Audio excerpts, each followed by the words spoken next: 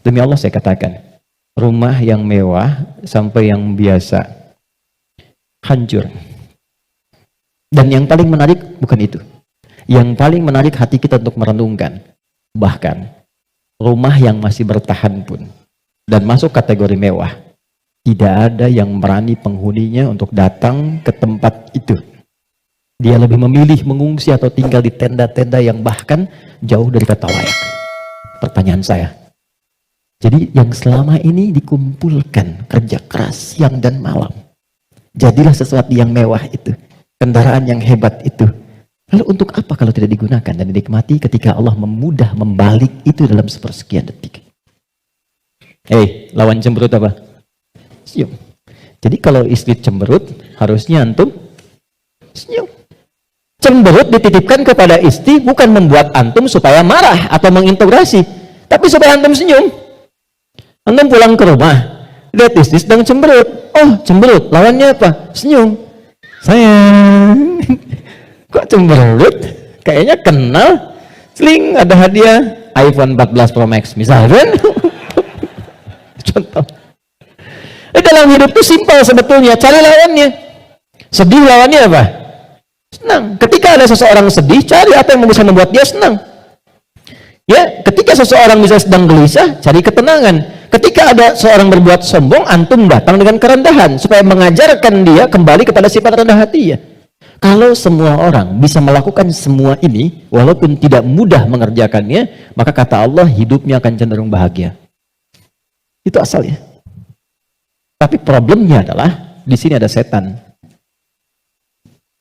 yang memberikan was-was supaya ini muncul dominan. Apa yang bisa mencegah dan menghambat setan supaya tidak menjadikan manusia dominan dengan sifat fujurnya dibanding takwanya? Sebelum sampai ke sana, saya ingin jeda dulu.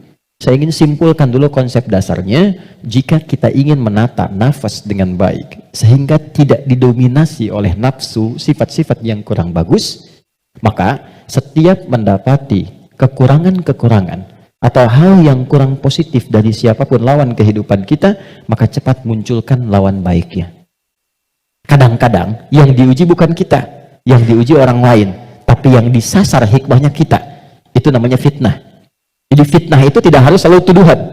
Bisa jadi ujian. Misal, inna min azwajikum wa auladikum, bahkan amwalikum fitnah. Kata Allah, anak-anak itu jadi fitnah. Maksudnya apa? Kadang-kadang di anak-anak ada aktivitas-aktivitas yang mungkin tidak ideal, yang orang sebut dengan nakal. Ya? Padahal tidak ada anak yang nakal. Boleh jadi anak itu dibuat aktif supaya kreativitas orang tuanya makin muncul. Jadi ketika Anda melihat anak-anak punya ekspresi tersendiri, lihat dulu dari yang kurang bagus itu apa yang dimunculkan yang baik supaya keluar. Itu caranya. Sama dengan begini, itu ada kejadian di Cianjur. Musibah. Bagi warga Cianjur yang terkena, itu bala namanya. Ibtila, ujian langsung yang dialami. Bagi kita itu fitnah. Ujian yang diberikan ke sana, tapi hikmahnya menyentuh diri kita. Ada nggak yang terpanggil untuk datang? Betul nggak orang beriman saling merasakan? Betul nggak titipan harta itu benar-benar untuk berbagi dan sebagainya? Maka diberikan ujiannya di sana. Mungkin yang wafat di sana masuk kategori syahid akhirat. Karena di antara syahid itu kan tertimpa bebangunan, meninggal dia syahid. Kita wafat bagaimana? Maka disentuh untuk datang. Kami ke sana bangun posko, lihat teman-teman, maaf ya, ini pelajaran besar ya. Mohon kalau kurang berkenan, mohon saya dimaafkan dengan kalimat ini. Demi Allah saya katakan, rumah yang mewah sampai yang biasa hancur. Dan yang paling menarik bukan itu.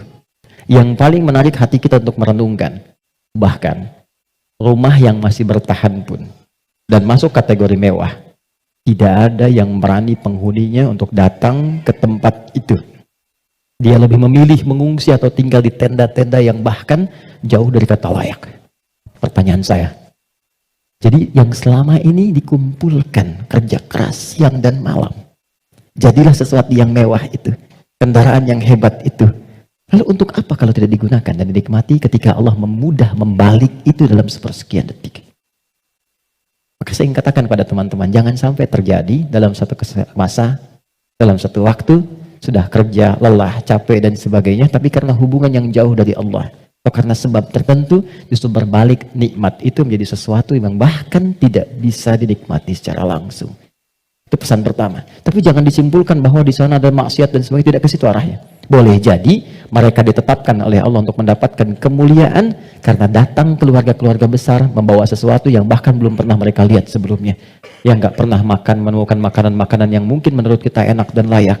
Yang merasakan perhatian, merasakan bantuan-bantuan, kenal saudaranya. Yang nggak ada masjid, dibangunkan masjid lagi. Yang wafatnya syahid. Kita siapa? Dan bagaimana cara kita kembali kepada Allah Subhanahu wa Ta'ala? Itu fitnah. Ujiannya di sana yang merespon kita di sini. Terkadang adanya pada tetangga kita. Tetangga yang sakit dibuat sakit bukan karena ingin menjadikan dia sakit. Boleh jadi Allah ingin menguji Anda sebagai tetangganya, sikapnya bagaimana. Itu cara melihatnya. Tetangga Anda ada kekurangan, mudah bagi Allah menjadikan dia kaya. Tapi Allah titipkan kepada Anda tetangganya supaya Anda merespon harta yang Allah titipkan untuk berbagi. Contoh lain, Anda sudah ke masjid. Anda punya tetangga, belum mau ke masjid. Dijadikan ia menjadi tetangga Anda, bukan untuk Anda caci, atau Anda katakan, tuh saya punya tetangga, nggak pernah ke masjid. Bukan. Boleh jadi Anda ditempatkan di situ, sehingga mendapat bagian dari dakwah untuk mendoakan dia supaya ke masjid. Ada orang bertanya, saya tanya begini, satu jamaah, apa hukumnya ada tetangga masjid, tinggal di samping masjid, 5 meter jaraknya dari masjid, bahkan toa masjid menghadap ke rumahnya begini. Tapi dia belum mau ke masjid. Oh, jawabannya beragam. Dosa Ustadz, haram Ustadz. Ada yang bilang bakar rumahnya. Hukumnya ajak dia ke masjid. Hukumnya ajak dia ke masjid. Ini sederhana, tipis bahasannya. Tapi kalau kita praktekkan dalam kehidupan di rumah tangga, suami dengan istri, dengan anak-anak, dengan ayah, dengan ibu, ini dibawa. Kita datang ke ibu sedang cemberut, buat beliau tersenyum. Lihat pasangan sedang gelisah, buat dia lebih tenang. Lihat anak sedang menangis, buat dia tertawa.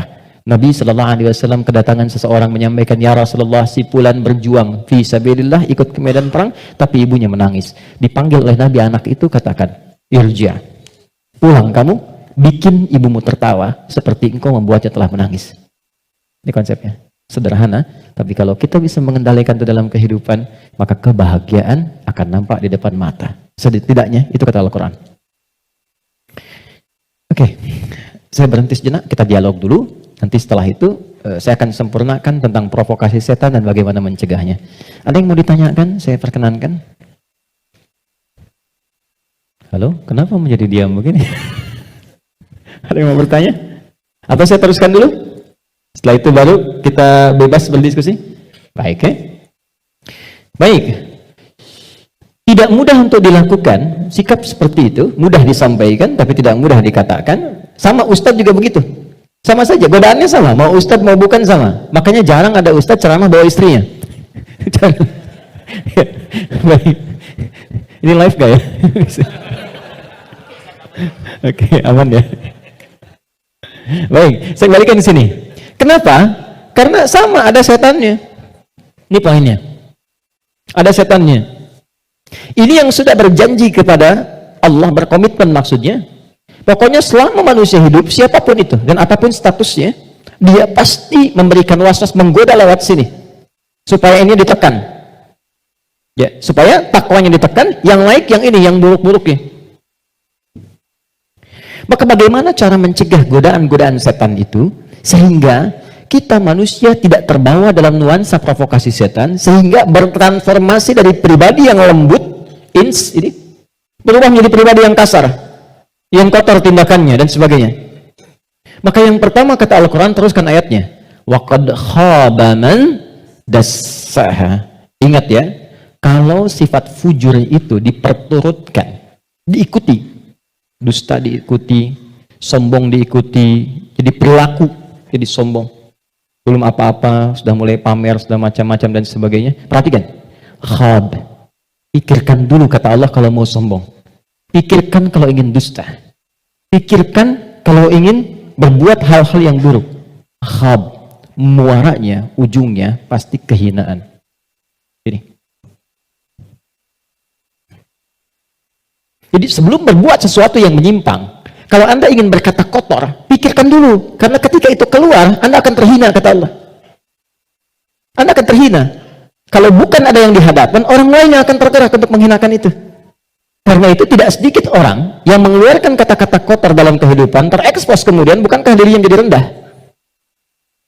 Mau sombong, bagi dirinya mungkin hanya yang menampilkan kerja keras saja. Tapi ketika ditampilkan dalam bentuk sombong, diikuti provokasi ini, maka apa yang terjadi? Khab. Kata Allah, ujung-ujungnya pasti ini, terhina hidupnya. Entah itu mendapatkan celaan, entah itu mendapatkan cacian. Jadi semua bentuk keburukan yang dialami oleh manusia itu kembali kepada perilakunya. Dan pada akhirnya adalah mengikuti bisikan-bisikan yang disampaikan oleh setan. Jadi yang pertama kali, kalau terfikir sesuatu yang buruk, langsung kata Allah pikirkan, maaf ya, jangan kerjakan. Kalau tidak, kamu akan terhina di ujung. Maaf sekali lagi, maaf. Seseorang ketika berbuat korupsi misalnya, dia merasakan akan mendapatkan sesuatu yang besar. Tapi Quran menasihati jangan lakukan, karena kamu akan terhina. Betapa itu terbukti ketika dia diketahui, entah itu KPK, kejaksaan atau polisi, menangkap dan seterusnya. Perhatikan, apa hukuman yang didapatkan dalam kehidupan sosialnya? Cacian, makian, celaan. Dan yang paling dahsyat, bukan hanya orang yang melakukan, sampai anaknya dapat bagiannya. Padahal tidak pernah mengerjakannya. Keluarganya mendapatkan bagiannya, padahal tidak pernah melakukannya. Karena itu, masuk kepada yang kedua. Nahnu narzuqukum wa iyyahum, atau nahnu narzuquhum wa iyyakum. Ada dua ayat. Kaidah perilaku dan rizki ada yang terwariskan. Yang kedua kata Allah, kalau kamu merasa bisa menanggung kehinaan pada dirimu, pikirkan keluargamu. Contoh, Anda mengatakan saya belum menikah Ustaz, tapi Anda kan punya ayah, punya ibu. Jadi kalau Anda berbuat sesuatu yang buruk, orang tua Anda akan kena. Anda berbuat maksiat, terjebak dengan perbuatan buruk, menggunakan benda-benda yang haram misalnya, atau mencuri atau macam-macam, waliyadzubillah. Dilakukan itu, diketahui, diekspos di publik, bukan punya Anda, bukan hanya Anda, ibu Anda akan kena, ayah Anda akan kena. Karena itu kata Quran, sebelum Anda berbuat yang kurang baik sebagai anak, pikirkan dulu orang tua. Jadi kalau merasa sebagai anak saya akan menanggung itu nggak apa-apa, pikirkan orang tua Anda. Apa tega ibu yang telah mengandung, melahirkan, merawat, mendidik, ayah yang penuh dengan peluh, merawat Anda, menyayangi Anda, menemani Anda saat tidur, tiba-tiba hanya mendapati keburukan yang dari Anda kerjakan. Mendapati limpahan keburukan dari hasil kreasi anaknya. Satu. Tapi kalau Anda orang tua, maka ingat anak dan keluarga. Saya sedih ya dapat beberapa informasi yang kadang-kadang dari instansi pemerintahan juga konsultasi. Salah satunya yaitu kok masih ada yang nekat berbuat seperti ini. Anda bisa bayangkan seorang bapak korupsi, anaknya dibully di sekolah sampai dia putus sekolah. Salah apa anaknya? Ibunya berbuat maksiat, ketahuan. Keluarganya yang kena. Suaminya yang hancur karirnya. Karena yang istrinya berbuat yang tidak bagus, berselingkuh, bergaul dengan pasangan yang lainnya, suaminya yang kena. Suami yang kemudian diputus pekerjaannya, anak-anak yang kena bulinya. Jadi masuk yang kedua, ketika ada seseorang yang berpikir mengikuti provokasi setan, kata Allah, pikirkan keluargamu, pikirkan anakmu. Yang ketiga, yang terakhir, pikirkan kematian. Wafat. Jadi kalau sedang terdorong oleh nafsu yang diarahkan oleh setan untuk berbuat yang buruk, misal, maaf, ingin mencela orang, hanya sekedar bikin status. Coba bayangkan saat berbuat seperti itu, Anda diwafatkan oleh Allah Subhanahu wa Ta'ala. Apakah mau wafat dalam keadaan sedang berbuat maksiat? Sementara selama ini Anda sholat, Anda puasa, Anda zakat dan sebagainya. Tiba kemudian berbuat maksiat dan wafat dalam keadaan demikian. Itu puncak terakhirnya yang paling cepat bisa mengendalikan nafsu kita supaya tercegah dari perbuatan yang buruk. Selebihnya, di situ doa-doa untuk menguatkan itu semua. Ada ayat kursi, ada tiga surah paling favorit semuka bumi terakhir, Al-Ikhlas, Al-Falaq, An-Nas. Ada istighfar, dan lain sebagainya.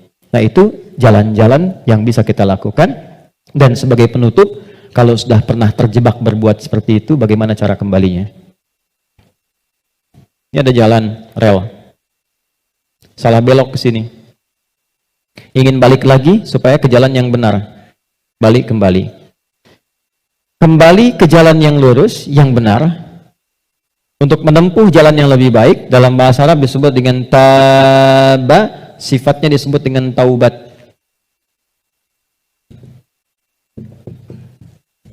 Maka muncullah ayat taubat. Quran surah keempat ayat 17. Quran surah keempat ayat 17. Saya berhenti dan berakhir di sini. Ada? Innamat taubatu 'ala Allahi lilladzina ya'maluna as-su'a bijahalatin thumma yatubuna min qarib. Masih ingat teman-teman? Kalau perbuatan dari nafsu jadi wujud perbuatan, maka disebut apa namanya? Perbuatannya disebut apa? Masih ingat gak? Huh? Kalau lupa suka nggak ingat tuh. Masih ingat kan? Kan? Oke. Sekarang di ayat itu, innamat taubatu 'ala Allahi lilladzina ya'maluna as-su'. Kata Allah, kalau ada yang pernah terjebak berbuat buruk dalam hidup, kata-katanya keluar kotor, tindakannya nggak bagus, hartanya didapatkan dari jalan yang tidak baik misalnya, terus dia ingin merubah itu, dia merasa saya diprovokasi oleh setan, terjebak oleh nafsu, pengen berubah, pengen menghilangkan itu semua, maka apa yang harus dilakukan? Tsumma yatubuna min qarib. Ini yang indah nih, bab ini yang paling penting, mohon fokus baik-baik. Ini yang paling penting dan ini yang paling dahsyat yang bisa kita dapati saat ini. Tsumma yatubuna min qarib. Ini kalimatnya. Enggak perlu dihapus dulu, biarkan dulu saja. Nih, teman-teman gini. Kemudian saat dia sadar itu salah, dia bergegas ingin segera memperbaiki. Kalimat ini menjadi mahal karena ada informasi di dalamnya dan ini rahasia. Mohon dijadikan antara kita saja di hari ini. Perhatikan kalimatnya. Ternyata, maaf, seburuk-buruknya perbuatan yang pernah dikerjakan oleh manusia, rahmat Allah menjadikan setiap manusia itu selalu mendapat kesempatan cahaya untuk kembali. Karena itu, seburuk apapun perbuatan yang pernah dilakukan, pasti akan ada kilatan di hati kita yang mengingatkan, apa masih mau begini terus? Bisa nggak saya berubah? Pernah nggak merasakan itu? Ya, bisa nggak saya tahajud malam? Bisa nggak saya sholat? Sampai kapan saya mau begini? Nah, itu yang mahal. Kadang-kadang datangnya lewat renungan, kadang-kadang datangnya lewat pandangan. Misal, Anda pulang dari pekerjaan, kok tiba-tiba Anda lewat ke depan masjid yang banyak orang sedang menunaikan sholat. Tiba-tiba Anda lewat ke pesantren yang anak-anak kecil sudah bawa mushaf, pengen menghafal. Sedang melihat kan? Pertanyaan saya, kok bisa Anda lewat situ, padahal bisa melalui jalan yang lain? Itu kalau bukan sayang Allah, nggak mungkin diberikan demikian. Kadang-kadang lewat pendengaran. Kadang-kadang pendengaran dan penglihatan. Pendengaran misal, taklim di masjid, Masjid Raya Pondok Indah, atau misalnya MRBJ di sini. Suara keluar, Anda lewat situ. Begitu Anda lewat, terdengar kalimat, bertobatlah kepada Allah sebelum kita semua wafat. Padahal kalimat itu ditujukan pada jamaah yang di dalam, tapi suaranya keluar, Anda yang dengar. Kok bisa Anda dengar itu? Kadang-kadang pendengaran dan penglihatan. Anda pengen lihat YouTube, ngecek yang lain, tapi yang keluar pengajian. Yang paling dahsyat jawaban dari pertanyaan Anda selama ini. Nah, itu yang dimaksudkan. Kalau Anda mengalami momentum seperti itu, kata Quran, cepat ambil. Karena Allah sedang memberikan kasihnya secara langsung tanpa campur tangan siapapun. Biasanya, kalau dalam kondisi seperti itu disambut oleh seorang hamba, maka muncullah rahmat Allah pada saat itu yang akan langsung merubah hamba itu menjadi kekasih Allah Subhanahu wa taala. Makanya tidak sedikit orang menjadi kekasih Allah. Kekasih itu maksudnya sangat dekat dengan Allah sampai doa pun baru minta dan dijawab. Siapa di antara mereka aulia Allah itu? Rata-rata ada di antara mereka yang tadinya pelaku maksiat. Terus merasakan nikmatnya taubat, meningkat ibadahnya, dan sekatnya seakan-akan menjadi jauh, terpisah, lepas dari dirinya, nyambung ke Allah begitu cepatnya, doanya cepat terjawab, zikirnya terasa dengan nikmat. Itulah aulia Allah. Nah, jadi yang ingin saya katakan adalah, kalau satu kali berbuat salah, terfikir, kemudian ada kilatan di hati kita, di pikiran kita, atau mendengar atau melihat sesuatu, mengarahkan kita untuk bertobat, cepat ambil itu. Cepat ambil. Itu yang dimaksud Quran surah ke-29 di ayat yang terakhir. Walladzina jahadu fina lanahdiyannahum subulana. Setelah itu, sesali perbuatan yang pernah dikerjakan, minta ampun pada Allah. Kalau terkait dengan manusia, minta maaf. Datangi. Dan jangan merasa sungkan. Jangan merasa sungkan. Kenapa berani berbuat salah tapi tidak berani meminta maaf? Datangi, minta maaf. Apapun yang ia lakukan, kata-kata dan sebagainya, tidak akan pernah mengambil hak Anda. Tidak akan mengambil kesempatan Anda, waktu Anda, tapi membebaskan semua sekat yang ada dalam jiwa kita. Tapi kalau orang lain yang salah, maafkan dulu. Memaafkan orang itu akan menghilangkan sekat dalam diri kita, sehingga tidak pernah memikirkan dia lagi. Tapi tidak menyelesaikan persoalan dia dengan Allah. Jadi tetap dia dihisab oleh Allah sebelum dia minta maaf pada kita. Tidak ada ruginya. Paham ya? Karena itu, kalau ada kilatan di pikiran kita mengajak untuk bertobat, cepat respon, sesali perbuatan itu, berjanji tidak mengulangi, dan mengganti dengan perbuatan baik.